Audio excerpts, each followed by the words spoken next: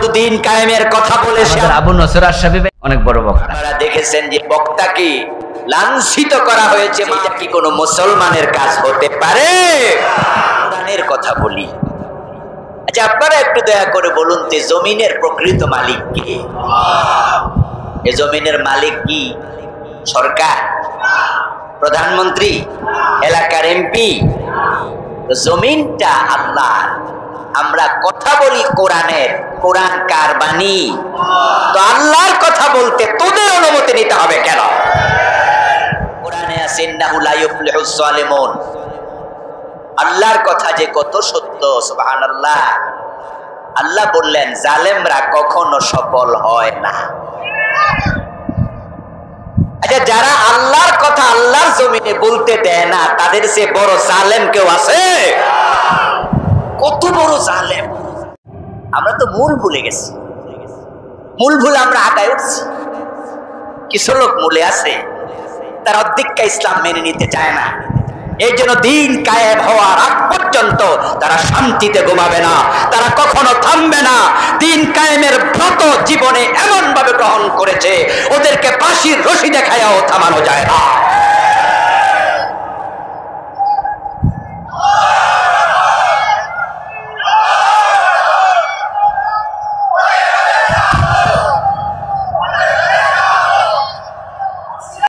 আমার প্রিয় ভাই, শুধু দিন কায়েমের কথা বলে সে আন্দোলন করার কারণে 50টা, 60টা, 70টা, 100টা মামলা খেয়েছে এমন লোক আমি চিনি।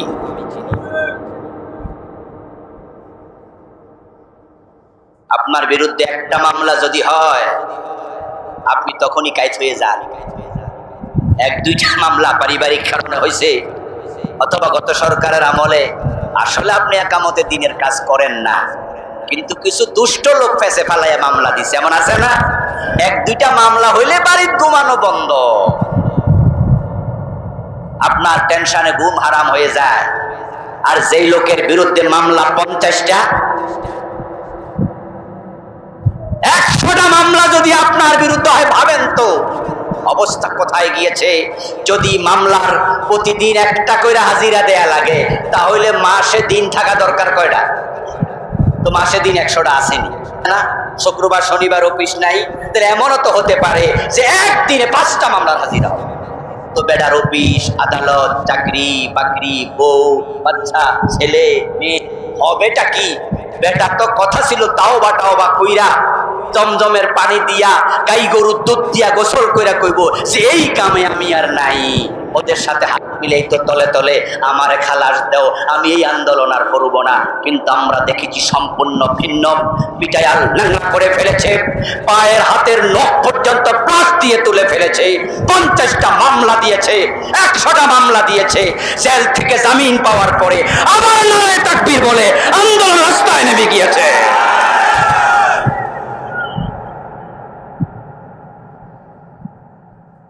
এটা হলো কনসেপশন, এটা হলো অরিজিন। এবং এই লোকগুলোকেই শত্রুরা বলে মৌলবাদী। কি বলে? হ্যাঁ, বলে ওরা মৌলবাদী। মুসলমানদের ক্যাটাগরি 3টা, যেটা সিআইএ করেছে, করে আন্তর্জাতিক ভাবে তাম পৃথিবীতে সাপ্লাই দিয়েছে। একদল মুসলমান যাদেরকে ওরা বলে ফান্ডামেন্টালিস্ট, যেটাকে আমরা বাংলায় বলি মৌলবাদী। ওদের ব্যাপারে তাম দুনিয়ার কাফেররা একমত, ওদেরকে কোনো ছাড় দেয়া যাবে না। আরেক দল লিবারেল মুসলিম, যে কয় ওরা এত মৌলবাদী না, তবে নামাজ কালাম পড়ে,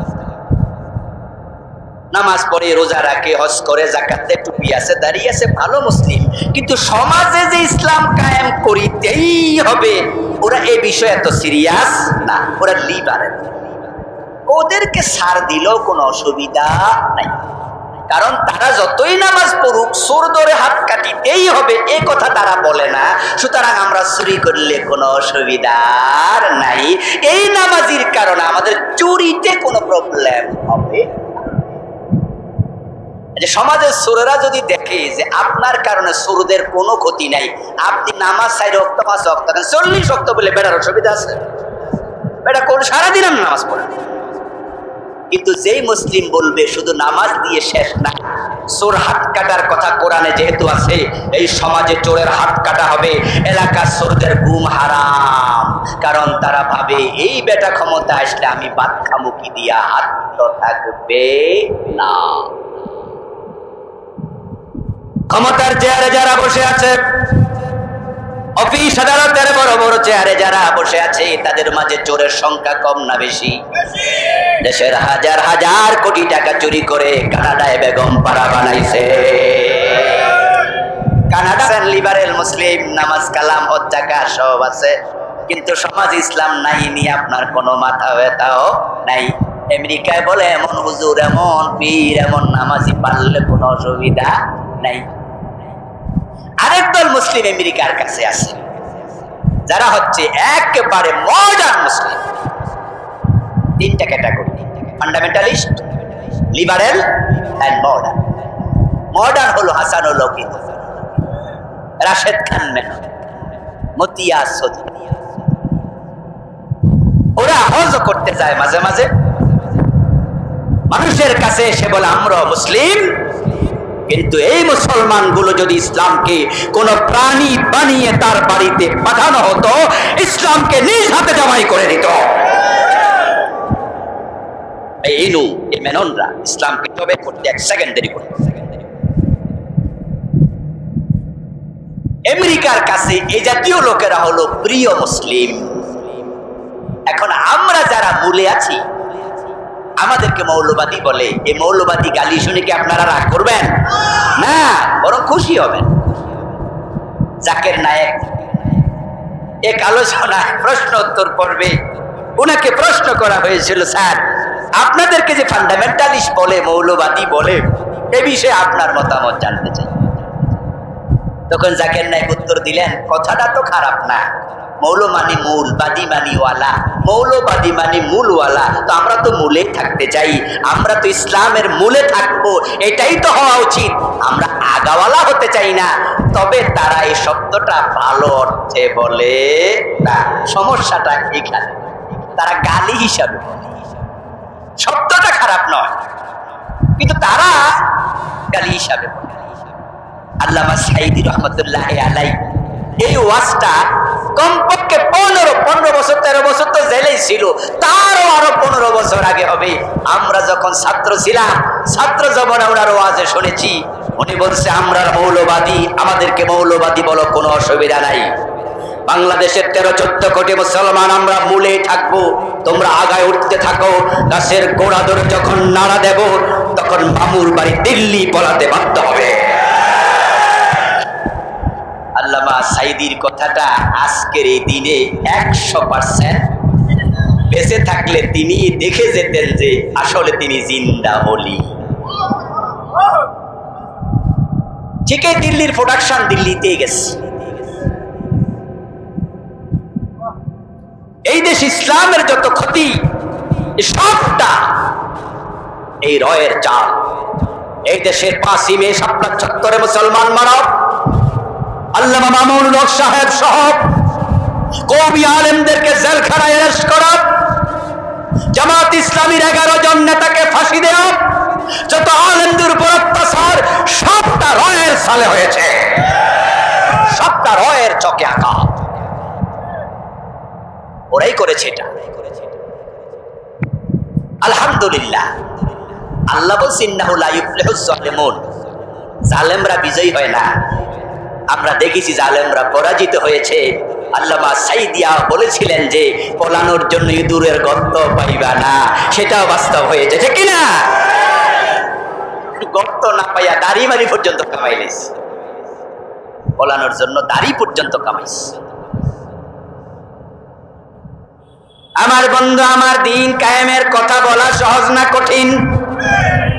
এখন আপনারা দিন কায়েম করা কঠিন, তাই বলে রাস্তায় চলবেন না, এটা যদি ভাবেন। কান খুলে শুনুন মুসলমান, আস্তে আস্তে পাঞ্চি বাইতে জান্নাত পর্যন্ত যাওয়া যায় না। জান্নাতের পথ কখনো সহজ ছিল না। আচ্ছা, জান্নাতের পথ যদি সহজই হতো, নবী মুহাম্মদকে রক্ত দেয়া লাগতো?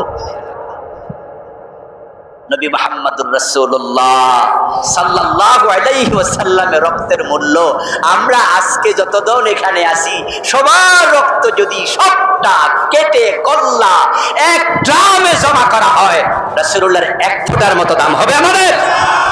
ওই নবী মুহাম্মদের তায়েফের ময়দানে পুরা দেহ একটা পশমের জায়গা বাকি ছিল না যেখানে রক্ত লাগে নাই, এত রক্ত রাসূল দিয়েছেন। ছোট মাছ যখন আমরা খাই মাঝে মাঝে ছোট মাছ খাওয়ার সময় কিছু কাঁটা জিহ্বার পাশে লাগা যায়, দাঁতের গোড়ায় লাগা যায়। যখনই কাঁটা বিঁধে খাবার কি চলমান না বন্ধ? কি কাঁটা বিঁধে নেয় আপনাদের? কাঁটা বিঁধলে কিন্তু শুধুমাত্র ওইটা লয়ে ব্যস্ত, আর খাওয়া লাগবে আগে ওইটা খোলে। আঙ্গুল ঢুকাইয়া দেয়, নখ ঢুকাইয়া দেয়, টানতে থাকি, গুতা মারে, জিহ্বা নাড়ে। মা বাবারা এসে বলে আপন জনেরা ভাত গিলালাও, পাউরুটি সহ খাওয়াইয়া দেয়। ওই সাবাইস না, পাউরুটি খা, লগে নিচা হয় না তো বিড়ালের পাত। কাটা আটকিলে কোন কোন এলাকায় বিড়ালের পা ধরে এমন ঘটনা আছে। আমি জানি না এর সাথে কাটার সম্পর্ক কি, আল্লাহই জানে। ওই বিড়ালে কাটা খায় তো ওই জন্য ভাবছে যে পা ধরলে তোরটা যাবে। আচ্ছা, এই কাটা যখন আপনার দাঁতের গোড়ায় বিঁধলো, আপনি কষ্ট মষ্ট করে বের করলেন, বের করার পরে কত বড় দেখা যায়, একবারে গাছের মতো মোটা। মনে হয় যে এটা চোখের পাপড়ির মতো চিকন, কিন্তু দাঁতের গোড়ায় যখন ছিল তখন চিকন মনে হয় নাই, মনে হয়েছে এইটার জ্বালাই খানা শেষ। কাঁচা দাঁতের গোড়ায় যদি চিকন কাটা এত কষ্টকর হয়, ওই কাঁচা দাঁত রাসূলের ভেঙ্গে ফেলেছে। নবী মুহাম্মদ কত কষ্ট পেয়েছেন ইসলামের জন্য, দিন কায়েমের জন্য। নবী যদি রক্ত দিতে পারে, নবী যদি দাঁত দিতে পারে, উম্মত হিসাবে প্রয়োজনে জীবন দেওয়ার সিদ্ধান্ত নেওয়া দরকার আছে না নাই?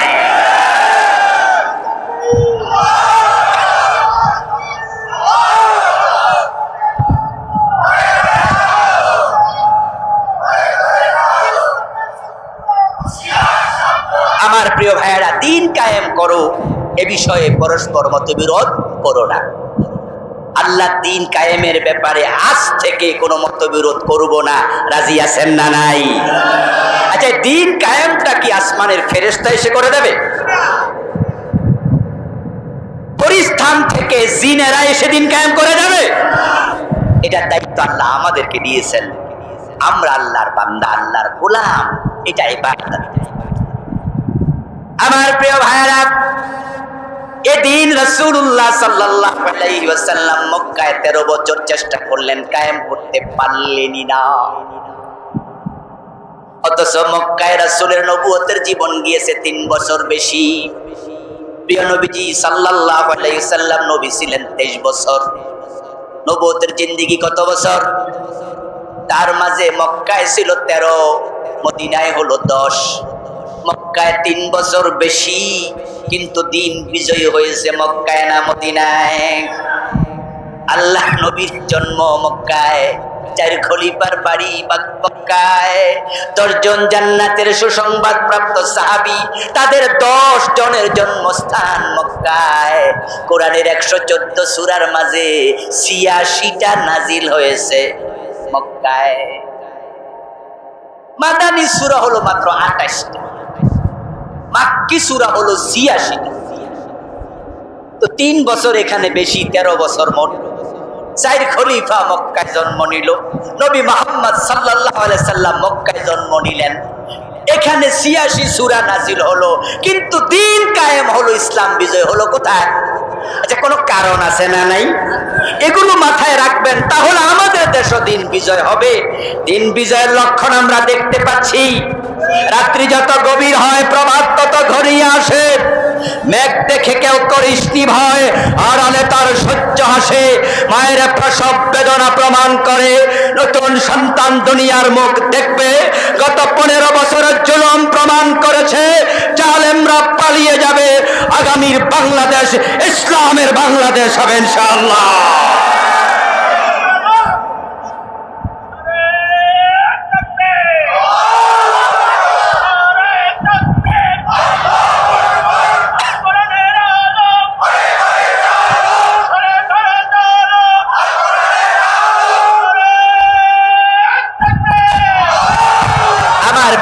ভাইরা, প্রিয় নবীজি দিন কায়েম করতে মক্কায় কেন পারলেন না? এটা কোরআন থেকে শুনুন। না পারার কারণ হচ্ছে وقال الذين كفروا لا تسمعوا لهذا القرآن والغوا فيه لعلكم تغلبون। নাউজুবিল্লাহ পড়েন। এই আয়াত সুবহানাল্লাহর আয়াত না, এটা নাউজুবিল্লাহর আয়াত। আল্লাহ বলে মক্কার কাফেররা তাদের সংসদ ভবন দারুন নাদওয়ায় বসে সিদ্ধান্ত নিল, নবী মুহাম্মদ যেখানে কোরআন পড়বে, কোরআনের কথা বলবে, লা তাসমাউ লিহাদাল কোরআন, ও মক্কার লোকেরা এই কোরআন শুনতে যাওয়া যাবে না। তারা তাদের সংসদ ভবন দারুন নাদওয়াতে কোরআন ঢুকতে দেয় নাই, রাসূলুল্লাহ কোরআন নিয়ে ঢুকতে পারেন নাই, বরং মক্কায় কোরআন তেলাওয়াত নিষিদ্ধ করে দিল। ওয়াল গাউফি, তাদের দ্বিতীয় সিদ্ধান্ত হলো সেখানে কোরআনের আলোচনা হবে সেখানে গন্ডগোল লাগাইয়া দিও। আবু জেহেলদের চরিত্রের সাথে পতিত স্বৈরাচার সরকারের চরিত্রের মিল আছে না? এই 15টা বছর তারা কোরআনের মাহফিলগুলা অশান্তিতে রাখছে, একবারে চরিত্রের সাথে মিল। আল্লাহর হাবিব সাল্লাল্লাহু আলাইহি সাল্লাম 13টা বছর পারলেন না কোরআনের বিজয় করতে। কেমনে পারবেন? কোরআন নিয়ে তো সংসদে ঢোকার কোনো পরিবেশ নাই। আপনারা বলুন তো, আমরা যারা আজকের মাহফিলে আছি এখানে লোক তো হয়ে যাবো আমরা কয়েকশো, অনেক লোক আলহামদুলিল্লাহ। আমরা সবাই মিলে যদি চিৎকার দিয়ে একটা মিছিল করি, বাংলাদেশের সুদ ঘোষ চলতে দেয়া হবে না, সুদ বন্ধ হবে, সুদ ঘোষ বন্ধ হবে। কে কে রাজি আছেন? সবাই যদি হা বলে চিৎকার দেই, সুদ বন্ধ হবে নাকি? কারণ সুদ বন্ধ হওয়ার জন্য যে আইন দরকার এটা মাহফিলে পাশ করা হয় না, এই আইন সংসদে পাশ করা লাগে। এজন্য কোরআনের পক্ষে বিজয়ের আইন করতে হলে কোরআন সংসদে নিয়ে যাওয়া লাগবে, ঠিক কিনা? তাহলে তো আইন হবে না। আচ্ছা, তাবলীগ জামাতের যে বিশ্ব ইজতেমা হয় সেখানে লোক কি কয়েক হাজার না কয়েক লাখ? সবাই মিলে যদি কয় যে সুদ বন্ধ হয়ে যাবে, তো প্রিয় নবী তো সংসদ দারুন নাদওয়াতে কোরআন নিয়ে ঢুকতে পারে না। তাই তিনি হিজরত করলেন, আল্লাহর সিগন্যাল পাইয়া হিজরত করলেন। হিজরতের পথে রাসূলুল্লাহ দোয়া করলেন, ওয়াজআললি মিল্লাতুনকা সুলতানান নাসীরা। সুবহানাল্লাহ পড়েন। রাসূলুল্লাহ ভাবছেন আমি হিজরত করে মদিনায় যাব। আচ্ছা, মদিনার সংসদে যদি আরেক আবু জাহেল ঢুকে থাকে আর সেখানেও যদি কোরআন নিয়ে আমি রওনা দিলে লাঠি লইয়া খাড়াই থাকে, তাহলে হিজরত করে লাভটা কি? দিনের বিজয় তো সেখানেও করতে পারবো না। এজন্য প্রিয় নবী হিজরতের কথা আল্লাহরে বলতেছে, হে আল্লাহ, তুমি তোমার পক্ষ থেকে আমাকে রাষ্ট্র ক্ষমতা দিয়ে সাহায্য করো। এটা আল্লাহর নাজিল করা আয়াত, আল্লাহ শিখাইছে, এই দোয়া আপনি করেন। দোয়া কবুল করার ক্ষমতা আল্লাহর আছে কিনা? দোয়া কি কবুল হয় নাই? উনি যখন মক্কা থেকে যাচ্ছিলেন তখন কি একবারে ঘোষণা দিয়া বীরের ভেষে কয়েকটা উট লইয়া আবু বকর এক উটে, রাসূল এক উটে, ওমর এক উটে ঘোষণা দিয়া গেছে না রাতের অন্ধকারে? যাচ্ছেন যখন তখন জীবনের শঙ্কা। গুহায় লুকিয়ে থাকলেন কয়দিন, এমন গুহা যেখানে মাথা তুলে বসার পরিবেশটাও নাই। গুহায় 2005-এ আমি ঢুকেছিলাম গার দাউল। বারবার আমি ভেবেছি আমার রাসূল কিভাবে সেখানে ছিলেন, কারণ মাথা তুলেও তো বসা যায় না, একসাথে এক দুজন বসার পরিবেশ নাই। এত ছোট গুহা, সেখান থেকে রাসূল যাবেন কই জানেন না, খাবেন কি জানেন না, কার বাসায় উঠবেন জানেন না।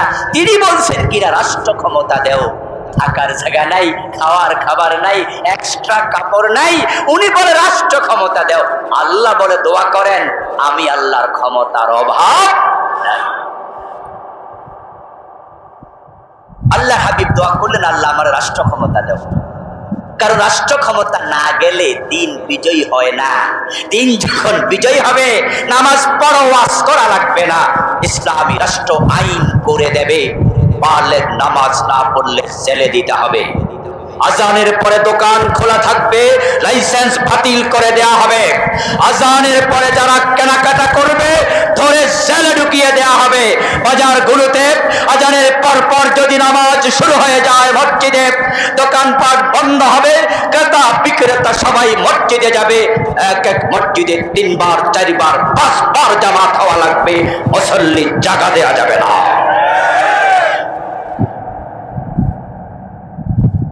আইন হয়ে যাবে চুরি করলে হাত কেটে দাও, চুরি বন্ধ হয়ে যাবে।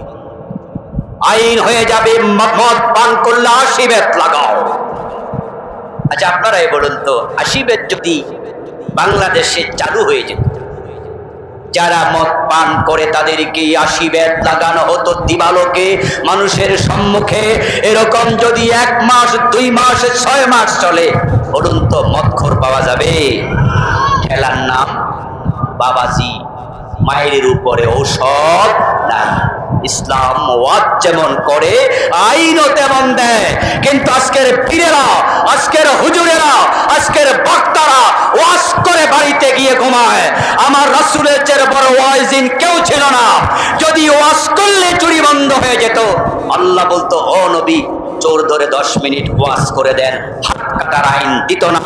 ওয়াজ করে তুমি ভালো মানুষকে আরো ভালো করতে পারবে, কিন্তু চোর ধর্মের কাহিনী শোনে না। তার জন্য ওয়াজের পাশাপাশি হাত কাটার আইন চালু করা দরকার আছে না নাই? এই জন্য পীর সাহেব হুজুর, খতিব সাহেবেরা, বক্তা সাহেবেরা আল্লাহর আদালতে সার যদি পেতে চান, ওয়াজের পাশাপাশি দিন কায়েমের কথাও বলতেই হবে। ওয়াজও চলবে, আইনের কথাও চলবে। আমার প্রিয় নবী হিজরত করে মদিনায় গেলেন, রাস্তায় দোয়া করলেন, ওয়াজআললি মিল্লাতুনকা সুলতানান নাসীরা। রাসূল ডান হাতে খায়, আপনারাও ডান হাতে খান। রাসূল ডান পা দিয়ে মসজিদে ঢুকেছে, আপনারাও ডান পা দিয়ে ঢোকেন। রাসূলুল্লাহ আল্লাহু আকবার বলে নামাজ শুরু করেছে, আপনারাও নামাজ শুরু করেন আল্লাহু আকবার বলে। আমার রাসূল বলল, আমার রাষ্ট্র ক্ষমতা দাও। বাংলাদেশে ইসলামী রাষ্ট্রের জন্য আপনি দোয়া করছেন কয়দিন? ও রাসূলের মতো ভাত খান, এটা সুন্নাত। রাসূলের মতো ডাইন পা দিলেন, এটা সুন্নাত। যে রাসূল ইসলামী রাষ্ট্রের জন্য হিজরতের পথে দোয়া করলেন, ওইটা জীবনে একদিনও করেন নাই, তাহলে এই সুন্নত কি মরার পরে পালন করবেন? বরং আমরা ইসলামী রাষ্ট্রের কথা বললে আবার উল্টা কয় যে হুজুররা আবার ক্ষমতা চায়। ঠিক না? বলে না? বলে না? আরে আরেক দল হুজুর পর্যন্ত বলে অমুক অমুক দল ক্ষমতার লুবি। আশ্চর্য কথা, আশ্চর্য কথা। ও প্রিয় ভাইরা, আবার বলতেছেন মনে মনে, হুজুর আসছে দোয়া শুরু না, এতদিন না করলে কি হয়েছে, আজ থেকে দোয়া করবো, তাহলে তো সুন্নত আদায় হবে। আমি বলি দোস্ত, দোয়া কবুল হওয়ার জন্য কিছু শর্ত আছে। আল্লাহর বিধান হলো দাওয়া আগে দোয়া পরে। এই জন্য দোয়া কবুলের জন্য কাজ আগে হবে, দোয়া পরে হবে। বিয়ে না করে বলো না আল্লাহ আমার ছেলে দাও, আল্লাহ আসমান থেকে বলবো দিমু কোন জায়গায়, হে ডাকো। আগে বিয়ে করো, তারপরে ছেলে চাও, মেয়ে চাও। আগে দাওয়া, তারপরে দোয়া। খেতে ফসল লাগানোর পরে আমরা বলি আল্লাহ ফসল দিও, বরকত দিও, ঠিক না? তা আপনি যদি জমিনে ফসল না লাগায় বলেন আল্লাহ ফসলে বরকত দাও, আল্লাহকে ব্যাকল কোন দিয়ে শুরু করবো, এই ডাকো। আপনি বলবেন আল্লাহ দিনের বিজয় দাও, অথচ দিন বিজয়ের জন্য আপনি কোনো কামই করেন না, এমন দোয়া কবুল হবে না। এই জন্য প্রিয় নবী কাজ করেছেন, তারপরে দোয়া করেছেন। যদি আমরা কাজ শুরু করে দেই, দোয়া শুরু করে দেই, বাংলাদেশে ইসলামের বিপ্লব কেউ ঠেকাতে পারবে না ইনশাআল্লাহ। এবারে আল্লাহ সুযোগ দিয়েছেন 53 বছর পরে চলমান সংবিধানের অনেকগুলো ধারা স্থগিত। আমরা যদি চাই পুরা সংবিধান স্থগিত করে তার জায়গায় কোরআনকে রিপ্লেসমেন্ট করার সুযোগ এবার আছে। 5ই আগস্টের বিপ্লব সংবিধান মেনে হয় নাই। প্রধানমন্ত্রীর ধারাটা চলমান নয়, মন্ত্রী পরিষদের ধারাগুলো স্থগিত, 300 এমপির ধারা স্থগিত, সংবিধানের অসংখ্য ধারা বিপ্লবের পরে স্থগিত হয়ে গিয়েছে। আমরা 92% মুসলমান। আমরা যদি বলি ডক্টর কামালের লেখা সংবিধান দরকার নাই, সরাসরি আল্লাহর কোরআনকে সংবিধান ঘোষণা করা যাবে।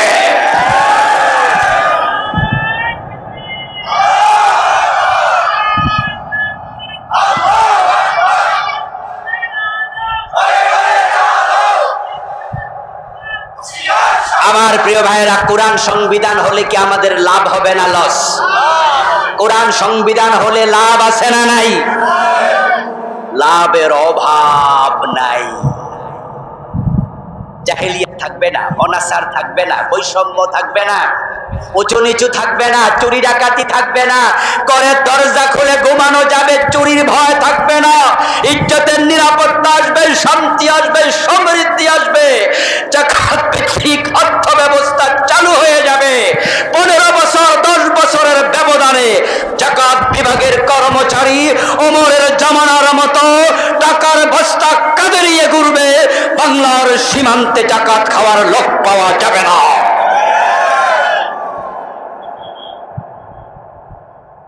ইসলাম তার সৌন্দর্য দেখিয়েছিল 1450 বছর আগে।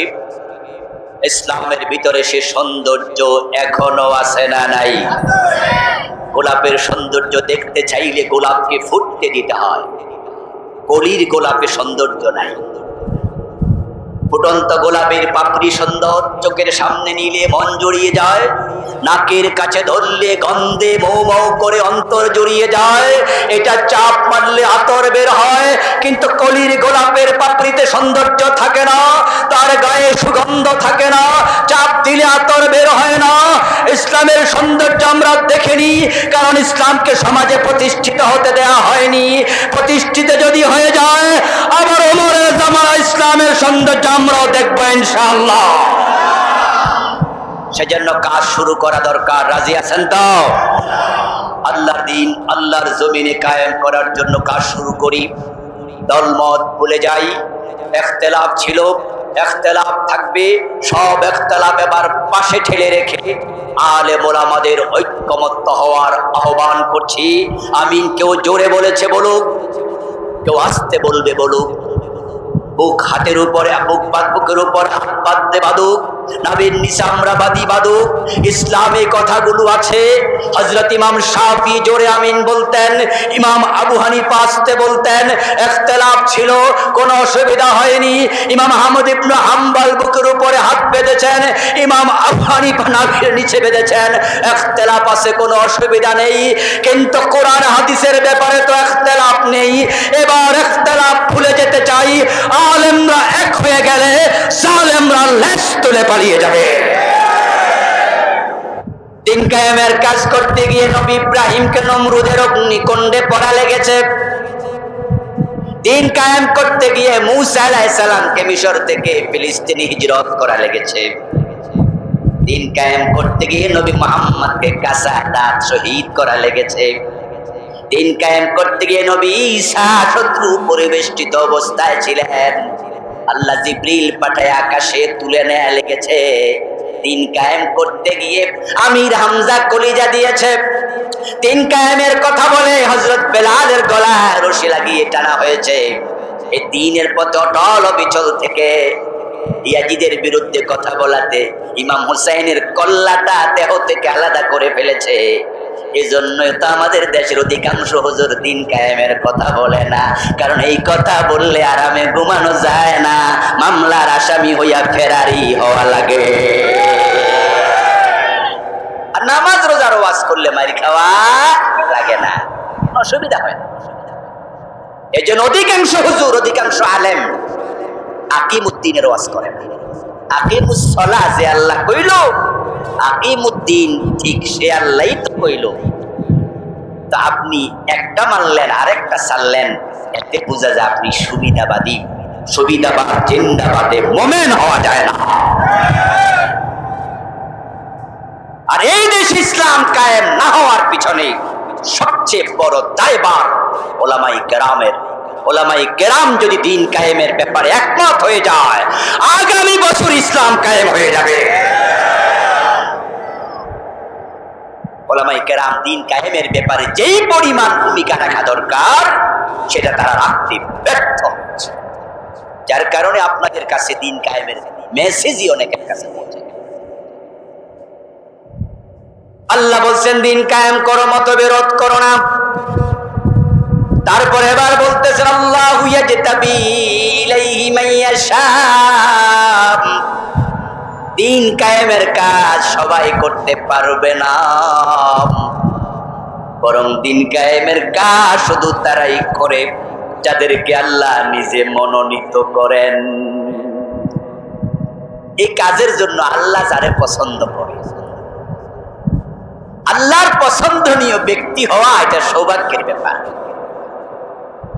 এই জমিনে দিন কায়েমের জন্য একদল লোক জেল খাটছে, একদল লোক চাকরি হারিয়েছে, একজন লোক বাড়িঘর ছেড়েছে, একদল লোক ফাঁসির রশিতে ঝুলেছে, দিন কায়েমের জন্য রক্ত দিয়েছে, জীবন দিয়েছে। তাদের থেকে শিখেছেন, বুঝেছেন, জেনেছেন। তারা বই লেগেছে আনাকিমুদ্দিন, মানুষকে পড়াচ্ছে, মানুষকে বলছে ইকামতে দ্বীনের কাজ করো। আর আপনার মুখ থেকে জীবনে এটা বের হয়নি, তাহলে বোঝা গেল আল্লাহ তাদেরকে পছন্দ করে, তাদের তালিকায় আপনার নাম ওকেনি।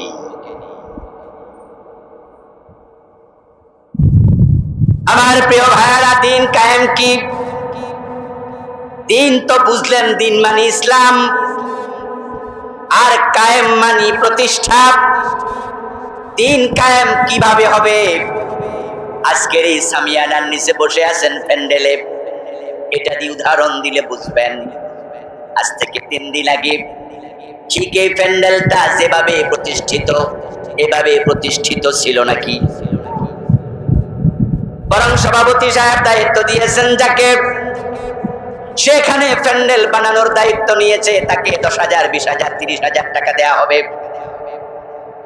সে পারিশ্রমিক পাবে। তাকে বলা হলো প্যান্ডেলটা প্রতিষ্ঠিত করে দাও।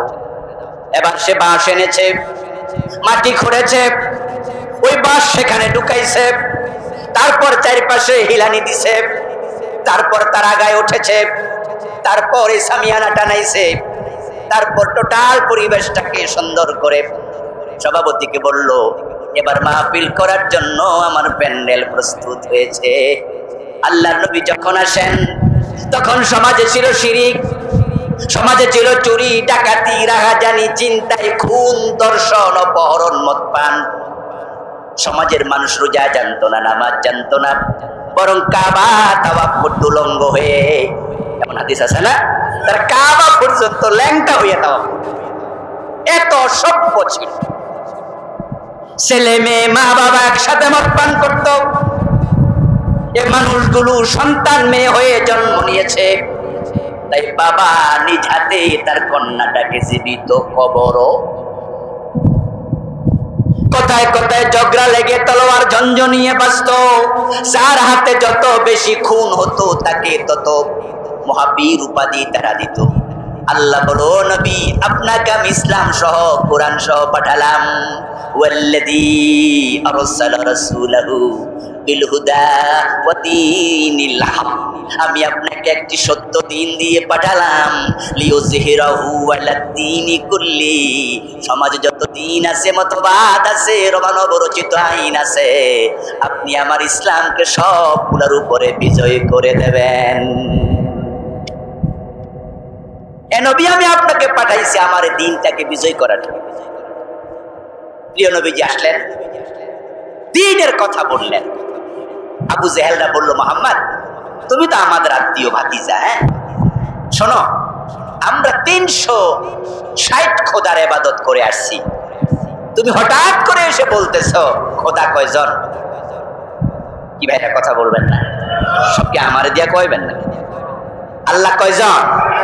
কিন্তু রাসূল যখন আসেন তখন মক্কার লোকেরা পূজা করতো কয়জনের? 360।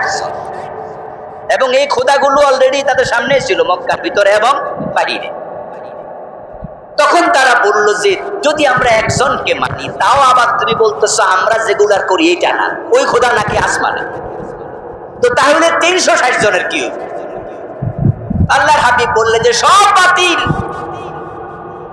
বলে বলো কি, আমাদের বাপ দাদা তারা কি বোঝে নাই? তারা কি না বুঝা করছে? বাপ দাদার দোহাই দেয় এমন লোক এখনো কিছু আছে না নাই? হ্যাঁ, দেখবেন ইসলামের ব্যাপারে বাপ দাদার দোহাই দেয়। আমরা বলি যে এটা ইসলামে নাই, ওইটা ইসলামে নাই, এটা বেদাত, ওইটা বেদাত। তখন বলে যে তাহলে আমার বাপ বিশ্বাস হুজুর কি না বুঝা করছে, অমুক হুজুর কি না বুঝা করছে। আপনি হুজুরের দোহাই দিলেন, পীরের দোহাই দিলেন। ইসলাম কোন পীর বুজুর্গ বাবার দোহাই দিয়ে চলে না, ইসলাম দলিলের ভিত্তিতে চলবে। ভাতিজা মুহাম্মদ, কিছু লোক মক্কায় তোমার কথা মেনে তারাও আমাদের এই সমস্ত মূর্তির বিরোধিতা করছে, খোদাদের বিরোধিতা করছে। এতে করে সংঘাতের সম্ভাবনা দেখা দিয়েছে।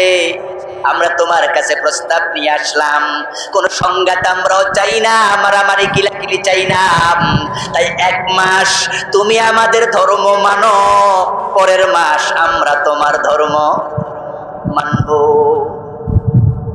প্রিয় নবীজির কাছে এমন একটি প্রস্তাব দেয়া হয়েছিল। এই ওয়াজটা কি আজকে শুনলেন না আগেও শুনছেন? এটা শোনা কথা। সূরা কাফিরুনের নাজিলের শানে নজুল পড়লে এটা আমরা পাই। আচ্ছা, 1 মাস যদি রাসূল তাদেরটা মানে, আরেক মাস তারা রাসূলেরটা মানলো, যেই মাস তারা ইসলাম মানলো ওই মাস ইসলাম থাকলো বিজয়ী অবস্থায়। পরের মাসে যখন ইসলাম ওনারা তারাটা মানবে, ওই মাস ইসলাম বিজয়ী না পরাজিত। অথচ ইসলাম কি পরাজিত হতে এসেছে? এজন্য আল্লাহর হাবিব তাদের প্রস্তাবের সাথে একমত হন নাই। কিন্তু প্রস্তাবটা শুনতে মোটামুটি শান্তির প্রস্তাবে মনে হয়। আপাত দৃষ্টিতে মনে হয় মারামারি কিলাকিলি হবে না, এটা খারাপ না মনে হয়, চলো মিলে জুলে চলি। এজন্য কিছু লোককে দেখবেন তারা মাহফিলও আসে, আবার মমতাজ বেগমের গানেও যায়। জুমার দিন হুজুরের সামনে বসে সুন্দর করে আওয়াজ শোনে, জুমার নামাজও পড়ে, ঘরে যাইয়া টেলিভিশন লাগাইয়া 3 ঘন্টা লম্বা নাটক সিনেমা দেখে। ওরা মিলে জুলে চলছে। এজন্য 5 ওয়াক্ত নামাজ পড়ে সুদে টাকা লাগাইয়া রাখছে এমন নামাজি আছে? অভাব নাই। সুদে টাকা লাগাইয়া তাবলীগ জামাতে চিল্লা দিতে চলে গেছে। সুদে টাকা লাগাইয়া কপালে কালো দাগ ফলাই দিছে কষা মাইরা, নামাজ পড়ে তাহাজ্জুদ সব। অফিসার ঘোষণা দিলে পাইলে সিগনেচার করে না, অথচ 5 ওয়াক্ত নামাজি। এত লম্বা দাড়িওয়ালা অফিসার আমি দেখেছি, ঘুষখোরদের মাঝে সিরিয়াল নাম্বার 1। ওই এলাকায় ওই অফিস সবচেয়ে ঘষে বেশি কাজ। আচ্ছা, এই নামাজ পড়ে কেন? সুদখোর নামাজ পড়ে কেন? আপনি কি ভাবেন সুদখোর আল্লাহকে বিশ্বাস করে না? করে। এই জান্নাত জাহান্নাম সব মানে। সুদ খায় লোভে পড়ে, এটা হলো দুনিয়ার লোভ, টাকা পয়সা বাড়বে। নামাজ পড়ে জান্নাতের লোভে মনে মনে ভাবি সুদ যা খাই, ঘোষ যা খাই, সব টাকা তো আমি একা খাই না, মসজিদেও তো কিছু চাঁদা মাঝে মাঝে দেই। আল্লাহর ঘরে যে দেই, এ ওসিলা আল্লাহ আমারে ছেড়ে দিলে দিতেও পারে। হুজুররা যত শক্ত, আল্লাহ এত শক্ত না। তাই সুদ খাইলে মায়ের সাথে জানা হয়ে যাবে, সুদ খেলে আল্লাহ জাহান্নামে দিয়ে দেবে। হুজুর যত শক্ত করে ওয়াজ করে, আল্লাহ এত শক্ত না। আল্লাহর নাম রহমান, আল্লাহর নাম রহিম। এজন্য হে মিল্লা জিল্লা চলে। আল্লাহর হাবিবকে তারা মিলজিলের প্রস্তাব দিল। প্রিয় নবী সাল্লাল্লাহু আলাইহি ওয়াসাল্লামে প্রস্তাব গ্রহণ করলেন না, চুপ করে থাকলেন, ওহীর জন্য অপেক্ষা করলেন। বলে দিলেন যাও তোমরা পরে জানানো হবে। আল্লাহ তাআলা সূরা আল কাফিরুন নাজিল করে দিলেন, কুলিয়া আইয়ুহাল কাফিরুন লা আ'বুদু মা তা'বুদুন। সুবহানাল্লাহ পড়েন। This is Islam, this is main conception, this is origin.